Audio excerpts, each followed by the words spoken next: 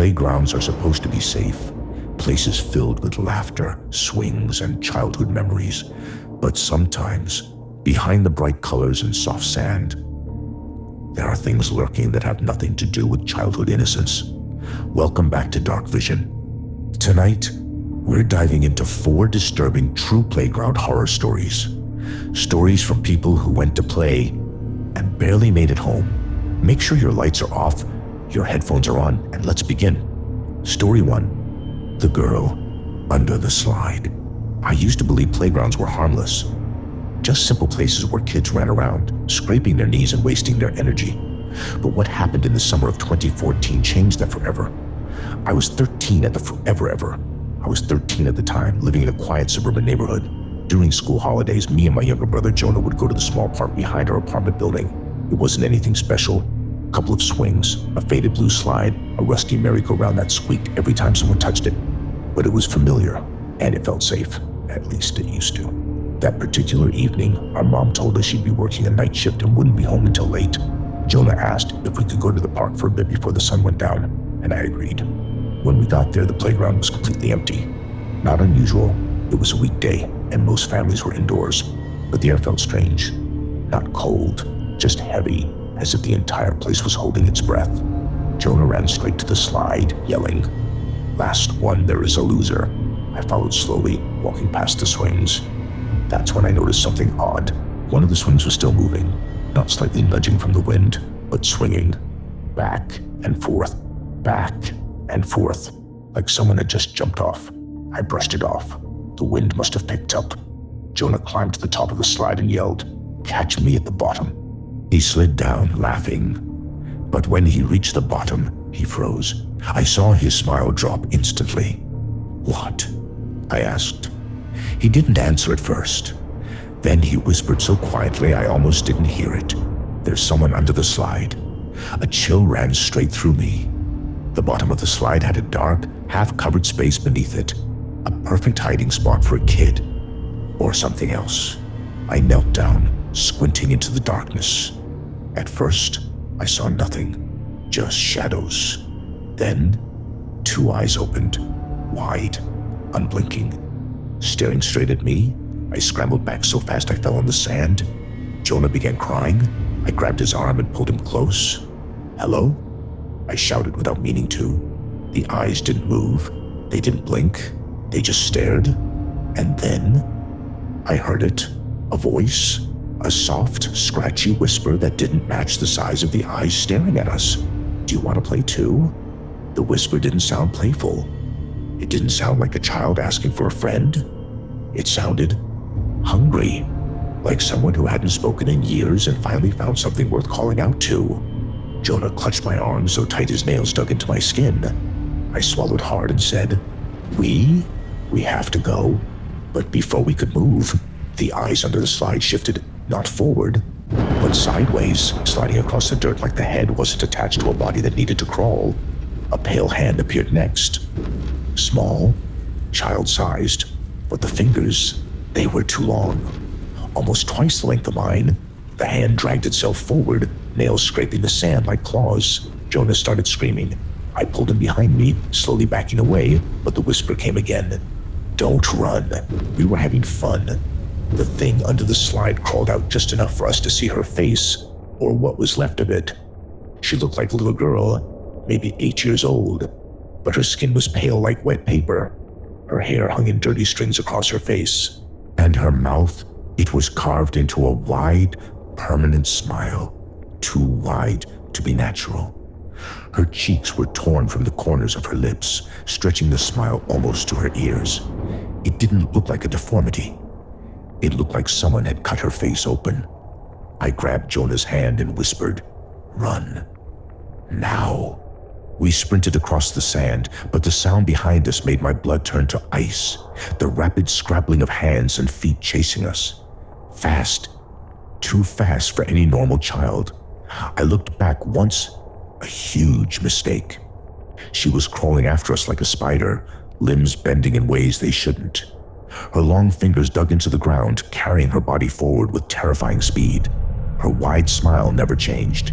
We reached the edge of the playground and kept running until we saw the streetlights ahead. Finally, the chasing sound stopped. I looked back. She was crouched at the border of the sandpit, her body half hidden behind a pole, watching, still smiling.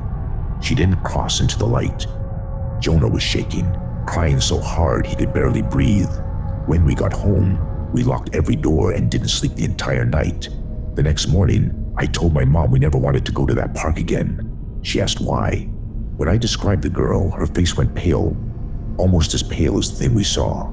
She didn't say anything for a long time, then finally whispered, "That playground used to be part of an old housing area. A little girl went missing there in the 90s. They found her under the slide after weeks of looking. They said her face had been cut open. I didn't ask any more questions, and we never went back. To this day, when I drive past that park on my way to work, the swings still sway, even when there's no wind. And sometimes if you look closely at the bottom of this slide, you can still see two eyes staring back." Story 2, The Man Who Waved from the Swings. This happened when I was in my final year of high school. Back then, I used to walk home every day through a shortcut that passed an old, abandoned playground. It was fenced up, the paint chipped, the seesaw snapped in the middle, and the swings rusted nearly in half. The city had plans to demolish it for years, but they never did. Probably because everyone avoided that place. Even before I knew the stories behind it, something felt wrong about it. The air always felt colder inside the fence. The trees around it were dead, even though everything else in the area was green and alive. Kids never went there. Parents crossed the street rather than walk past it. But it was part of my shortcut. And at 17, I wasn't the type to believe in ghost stories. That changed fast. One evening, I was walking home later than usual. My after-school study group ran late, and by the time I reached the abandoned playground, the sun was almost gone. A heavy orange glow filled the entire place, casting long shadows over the silent swings and broken slide. I kept my eyes down and walked past the fence, just like I always did. But that day, something made me stop. A faint, metallic creaking sound echoed through the air. Creak-eak, creak-eek. It was the swings. One of them was moving slowly back and forth. I stopped walking. There was no wind, no animals, no one else around. Still, the swing moved. I felt a cold pricking crawl up my spine, but I tried to convince myself it was nothing. Then the swing jerked suddenly, as if someone heavy had just sat on it. The chains rattled, and that's when I saw him. A man, sitting on the swing, facing away from me. At first, I thought he was homeless. He wore an old brown coat and black pants that were torn near the bottom. His hands were resting at his sides limp. His head hung forward like he was staring at the ground. Something about him felt wrong. Very wrong. I backed up a step. The swing creaked again, only this time it wasn't moving. The man was. His shoulders began to rise and fall slowly, as if he were breathing heavily or crying. I didn't want to disturb him. I turned to quietly walk away, but before I even took 3 steps, I heard the sound that froze me in place. A faint whisper coming from the man on the swing. "Hey, come here." I stopped breathing. Nope, no chance. I shook my head and kept walking, much faster this time. But then the creaking started again, this time louder, more aggressive, as if the swing was moving on its own violently. Curiosity got the best of me. I made the mistake of turning around. The man was no longer sitting. He was standing, facing me, and he was waving, slowly. His hand moved back and forth like his wrist was broken, the movement jerky and unnatural. "Come here," he repeated, louder this time. My body went numb. That's when I noticed something I hadn't seen before. His face? There wasn't one. Where his eyes, nose, and mouth should have been, there was only smooth, pale skin, like someone had wiped his features clean. And yet, he kept waving. I couldn't move. I couldn't scream. I could barely think. The faceless man stood there, one hand raised, waving slowly, almost rhythmically. Nothing about his body moved except that one trembling hand. I forced myself to take a step back. That was when his head snapped sideways, a sharp, unnatural tilt like his neck didn't have bones. Then he started walking toward the fence. Not fast, not slow, but purposeful. I could hear the faint crunch of dead leaves under his boots with every step. He reached the boundary of the playground and placed one hand on the rusted fence. His fingers bent at disturbing angles as they wrapped around the metal. Then he paused, his faceless head turned as if he were listening to something far away. Then he whispered again. "You saw me." A cold shock went through my entire body. I did the only thing my brain could think of. I ran. I sprinted down the street, barely able to breathe. The image of that smooth, featureless face burned into my mind. But the worst part wasn't the running. It was the sound behind me, the fence rattling violently, like something was trying to climb it. I didn't look back. I just kept running until I reached my house, slammed the door shut, and locked it. My mom was confused and thought someone tried to mug me. I didn't tell her the truth. I didn't think she'd believe me. That night, I barely slept. Every time I closed my eyes, I saw that man, that waving hand. Around 3 a.m., something woke me up. At first, I couldn't tell what it was. There was no noise, no movement. Then I saw it. A shadow. Under my bedroom door, a tall, human-shaped shadow standing perfectly still. I grabbed my phone and dialed 911 with shaking fingers. But before I could hit call, the shadow moved. It lowered itself, slowly, until it was lying on the floor. I could see the outline of the head pressed against the bottom of the door, as if something was trying to look under the gap. I covered my mouth to stop myself from screaming.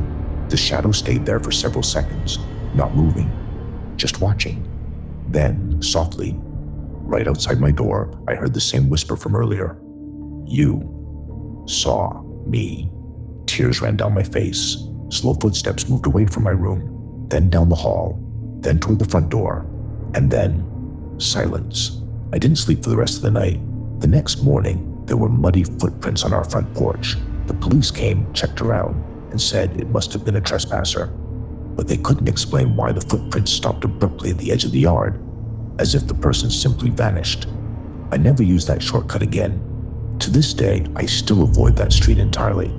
But sometimes, when I'm walking home late, I catch something in the corner of my eye, a figure, standing near a swing set.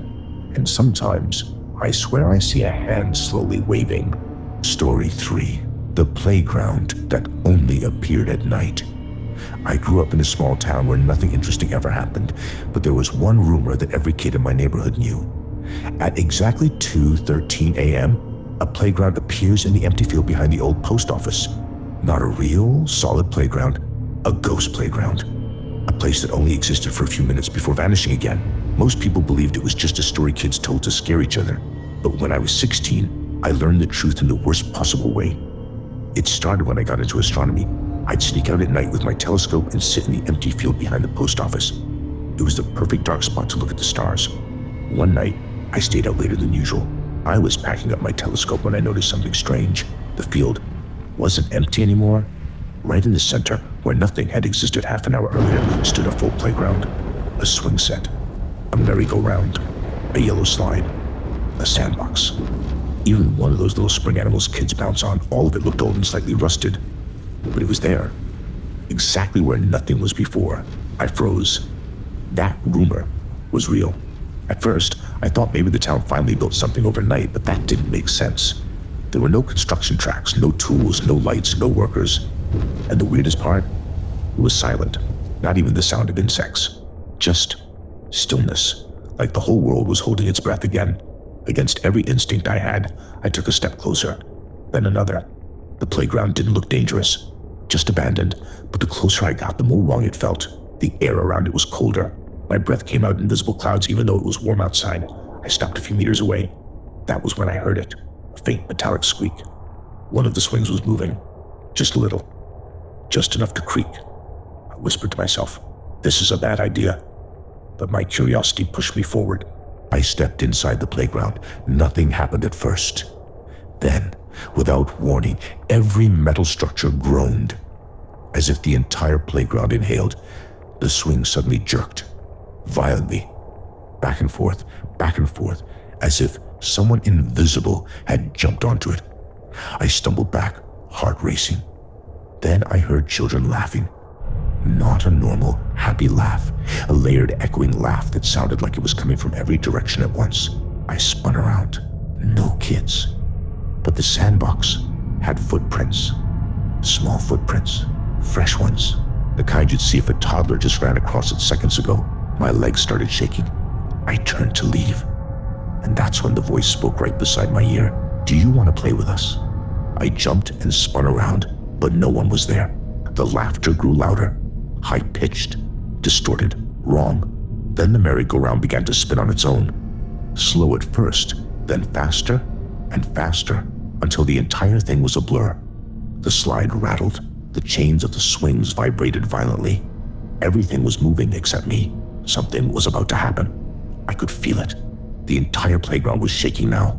It felt like I was standing in the middle of something waking up after decades of sleeping. The laughter stopped. Dead silent. That silence was somehow worse. I slowly backed toward the edge of the playground. My eyes locked onto the violently spinning merry-go-round. The metal poles were a blur, spinning way too fast for the old rusted equipment to handle. Then, bang, the merry-go-round slammed to a sudden stop. Not slowly, but like something grabbed it mid-spin and forced it still. Dust shot up from the ground. Before I could process that, the slide echoed with a long, metallic scrape, like something was crawling up it from the inside. I stared at the top of the slide. A small hand appeared. Not a normal hand. Too thin, grayish, like it belonged to something that hadn't been alive in a long time. Another hand followed, and then a head. A little girl, maybe 5 years old, but her eyes were black, completely black, like 2 holes drilled into her skull. She tilted her head at me, then smiled. But her smile wasn't innocent. It stretched too wide, far too wide. "Play," she whispered. I froze. My body didn't respond. Couldn't. She slid down the slide without moving her limbs, is almost floating through it. As soon as she reached the bottom, something else moved in the sandbox. 3 shapes. Small, child-sized, but their bodies were wrong, bent, twitching. They crawled out of the sand like they'd been buried there. The laughter returned, louder and louder, echoing around me. The girl pointed at me. "Play? With us?" The other figures laughed again, twitching and crawling closer. I sprinted for the edge of the field. But the moment I stepped out of the playground border, everything stopped. The playground went still, completely frozen. The swings motionless, the merry-go-round silent. The children gone. I didn't turn back. I ran all the way home, lungs burning, chest tight, locked myself inside, and stayed up until sunrise. When morning came, I returned with my parents, trying to convince myself I imagined everything, but the field was empty again. Completely empty. No playground, no footprints, no marks in the sand, just grass. But something made my blood run cold. In the exact spot where the slide had been, the grass was flattened. Not naturally. Flattened into a shape, a small, perfect child-sized outline, lying on its side. I stopped going out at night after that. Stopped stargazing completely. But sometimes, around 2 a.m., if I'm awake, I hear playground equipment creaking far off in the distance, swings squeaking, metal groaning, children laughing. I cover my ears and wait for it to pass. Because I know one thing for sure. If I ever go back to that field at 2:13 a.m., that playground will be waiting for me. And this time, they won't let me leave. Story 4. The Girl Who Never Left the Playground. This last story happened to my cousin Daniel when he was 14. To this day, he still refuses to walk past any playground, even in broad daylight. His family used to live in an apartment complex that had a small playground right in the center. Nice small playground right in the center. It wasn't fancy, just a couple of swings, a slide, a climbing frame, and a spinning wheel. Kids played there all the time, and nothing weird ever happened. At least, that's what everyone thought. Daniel never liked the place. Not for any supernatural reason. He just said it felt sad. Like the air there carried emotions that didn't belong. But one night, he found out why. It started the evening of a heavy rainstorm. The sky had just cleared, but the ground was still wet, and rainwater dripped from the metal bars. Daniel went down to throw away the garbage and noticed something unusual. Someone was sitting on the swing. It was a girl, maybe 8 or 9 years old, long black hair, a pale blue dress that looked soaked from the rain. But she wasn't swinging. She was staring straight down at the ground, her hands gripping the chain so tightly her knuckles were white. Daniel didn't think much of it at first. He asked, "Hey, are you okay?" The girl didn't respond. He stepped a little closer. "Do you live here? Are you lost?" Again, no response, but he noticed something strange. There were no footprints around her. The mud was untouched, as if she had just appeared on the swing without ever walking there. A breeze passed. Her hair didn't move. That was the moment Daniel felt something was seriously wrong. He said, "Okay, I'm just going home. Stay safe." As he turned around, the swing creaked behind him. Creak, creak, slow but steady. He didn't want to look, but curiosity made him turn his head. The girl was swinging now, but still staring at the ground, not looking at him, not smiling, just swinging. Back and forth, mechanically, like she wasn't controlling her body. Something about it didn't feel human. Daniel backed away from the playground, but as he did, the swing suddenly stopped midair. Frozen. Then, very slowly, the girl lifted her head. Her hair parted just enough for him to see her face. Her eyes were wide, too wide, completely white. No pupils, no iris, just two glossy, empty globes staring right at him. Daniel stumbled backward in shock.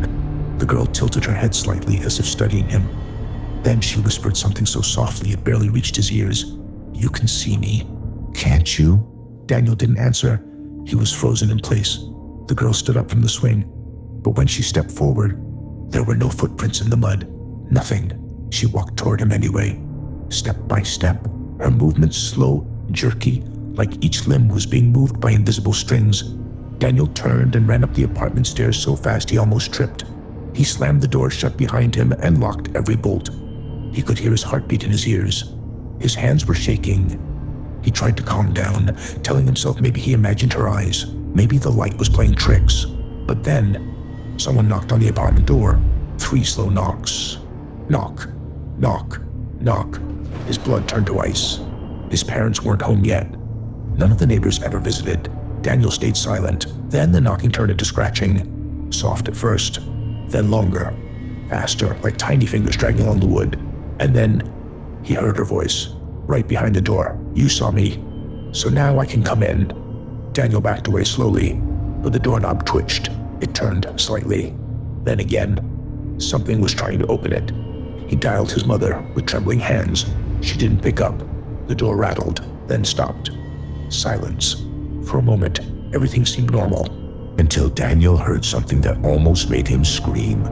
The creaking sound of a swing, coming from inside the apartment. Daniel froze. The creaking sound was unmistakable. That slow, rhythmic, metallic groan a swing makes when someone is sitting on it. But there was no swing inside the apartment. The sound echoed through the hallway of his home, stretching out like a long, cold whisper. Creak, creak, creak. Daniel's throat tightened. Every instinct told him not to look, not to move, not to acknowledge whatever was inside with him. But the sound kept getting louder. Creak, creak, creak. It was coming from the living room. He forced himself to take one step, then another. His feet felt like bricks as he approached the dark hallway. The creaking stopped. For a moment he hoped, really hoped, that maybe it was just in his head. But then, tap, tap, like a child's shoe hitting the floor while swinging. Daniel turned the corner and looked into the living room, and he saw her, the girl from the playground, sitting in midair, as if an invisible swing was holding her up. Her legs dangled, her dress dripped water onto the carpet, her hair hung in wet, dark strands, but her face, her eyes were worse than before. Those white, pupil-less eyes stared straight at Daniel. Her head tilted slowly. "You left me alone," she whispered. Daniel stumbled backward so hard he hit the wall. His chest tightened, his vision blurred from panic. "Whoa, what do you want?" he managed to say. The girl's lips curled into a tight, unnatural smile. "I want to play." She lifted her arm, pointing at him with a trembling, crooked finger. "But you ran away." Daniel's breathing became rapid and shallow. The girl floated closer as if the invisible swing carried her forward. The metal creaking sound grew louder again, even though nothing was there. Creak, creak. Daniel bolted toward his bedroom and slammed the door shut. He pushed his desk, chair, anything he could find against it. The doorknob jiggled immediately. Then came her voice, soft and haunting. Don't hide from me. I told you. You saw me. And now, you belong to me. The door shook violently, hard. Something was hitting it from the other side. Daniel fell backward onto the floor, tears running down his face. The banging stopped. Silence. He pressed his ear to the wall, trying to hear if she was still outside. Then, a whisper, not from the door, from right behind him. Found you. Daniel screamed. His parents found him an hour later, unconscious on the bedroom floor, the furniture moved away from the door.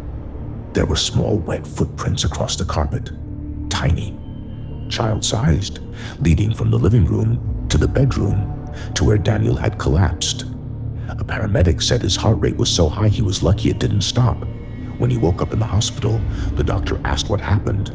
All Daniel said was, "There was a girl, and she didn't want me to leave." They moved out of the apartment complex a few weeks later, but the strangest thing, a few neighbors finally told Daniel's father the truth. Years before they moved in, a little girl had drowned in a drainage tunnel right next to the playground. She used to play there every evening, and according to the old residents, she never really left. Some people claimed to see a girl sitting on the swing after sunset. Others heard children's laughter at midnight when no kids were outside. One resident swore the swing moved on its own whenever it rained. They all agreed on one thing: if you ever see her, don't talk to her, don't go near her, don't acknowledge she's there. Because the moment you do, she follows you home, and she will not stop until she's sure you'll never leave her alone again. If you enjoyed these 4 disturbing true playground horror stories and want more terrifying tales that keep you awake at night, make sure to like, share, and subscribe to Dark Vision, where every story gets darker.